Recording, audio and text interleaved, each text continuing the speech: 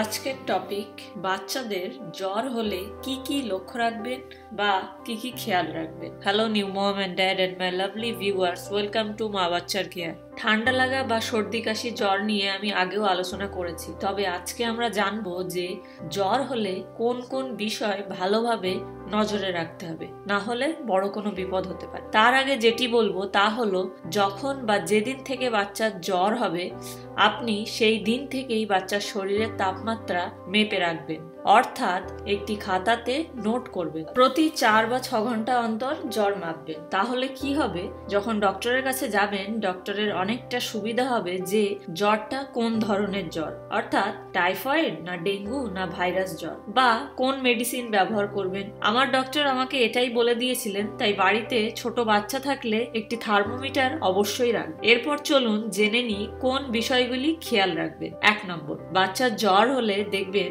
অনেকে কপালে ঠান্ডা জলের পট্টি দেয় জ্বর কমে যাবে বলে, কিন্তু শুধুমাত্র কপালে না দিয়ে সারা শরীরটা জল দিয়ে মুছে দেবেন। এতে বাচ্চা অনেকটা রিল্যাক্স হবে, কিন্তু খেয়াল রাখবেন যে জলটা যেন হালকা উষ্ণ গরম হয়, একবারে ঠান্ডা জল দেবেন না, এবং ঘরের তাপমাত্রা 38 ডিগ্রি সেন্টিগ্রেডের কাছাকাছি রাখবেন। 2 নম্বর, গা গরম মানেই যে জ্বর তা কিন্তু নয়। আবার অনেক সময় শিশুর মাথা গরম, হাত পা ঠান্ডা হলেও জ্বর নয়। তাই জ্বর কিনা সেটা অবশ্যই থার্মোমিটারে মেপে তারপর নিশ্চিত হবেন। বগলে দিয়ে মাপবেন এবং সেটা যদি 100 হয় তবে জ্বর বলে ধরা হয়। এছাড়া অনেক সময় বাচ্চাকে বাবা মায়েরা অনেক বেশি র্যাপ বা কাঁথা কম্বল দিয়ে জড়িয়ে রাখে, সেক্ষেত্রে শরীর অনেক গরম হয়ে যায়, সেটাও খেয়াল রাখবেন। 3 নম্বর, বাচ্চা কতটা অ্যাক্টিভ আছে, অর্থাৎ বাচ্চা জ্বরের আগের অবস্থাতে যেমন চনমনে ছিল তেমনটা আছে কিনা বা নেতিয়ে পড়েছে কিনা, এগুলো খেয়াল রাখতে হবে। বাচ্চা সবসময় ঘুম ঘুম একটা ঘোরে থাকছে কিনা, এই সব সিমটম থাকলে তা ডক্টরের কাছে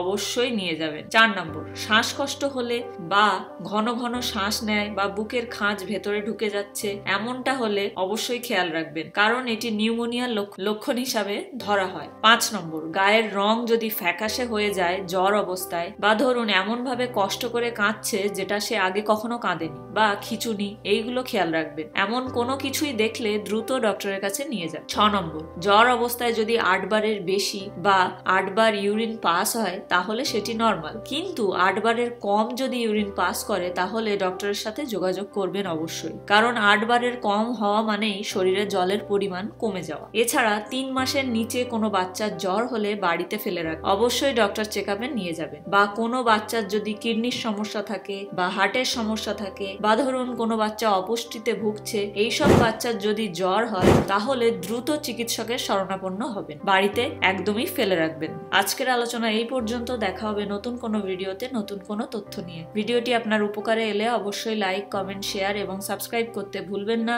ভালো থাকবেন, সুস্থ থাকবেন, ধন্যবাদ।